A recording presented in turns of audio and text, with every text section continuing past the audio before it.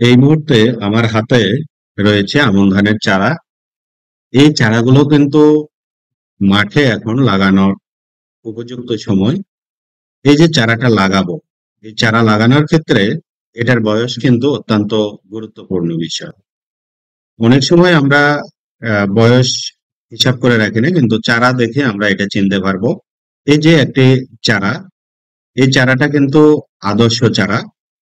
এই আদর্শ চারা অর্থাৎ লাগানোর উপযুক্ত চারা বোঝার জন্য আপনাকে চারাটা দেখতে হবে।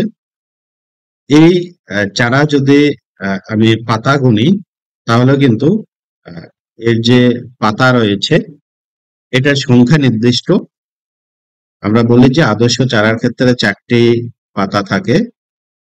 এছাড়াও এই চারার গোড়ায় যদি আমরা লক্ষ্য করি, তাহলে যেটা দেখা যাবে যে এই চারাটা কিন্তু কোনো কুশি নেই।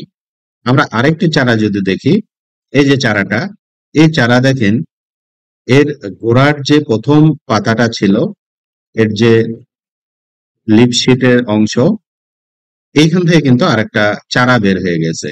অর্থাৎ যে কুশিটা মাঠে দেওয়ার কথা ছিল মূল জমিতে, এটা কিন্তু বীজতলাতেই দেখা যাচ্ছে মূল চারার গোড়া থেকে কুশি বের হয়ে গেছে। অর্থাৎ এই চারার বয়সটা কিন্তু বেশি।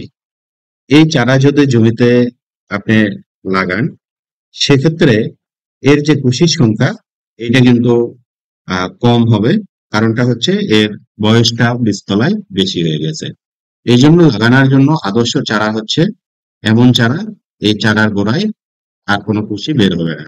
যে ধানটা আমরা ফেলেছিলাম, এইখান থেকে শুধুমাত্র একটা চারাই বের হবে, এবং সেই চারাটা কুশি হওয়ার আগে, অর্থাৎ ধান যদি একটা থাকে, এই একটা ধান থেকে একটা চারাই থাকবে। এই অবস্থায় আমরা যদি রোপণ করতে পারি, সেই চারাটা আমাদের ধানের জন্য ভালো হবে।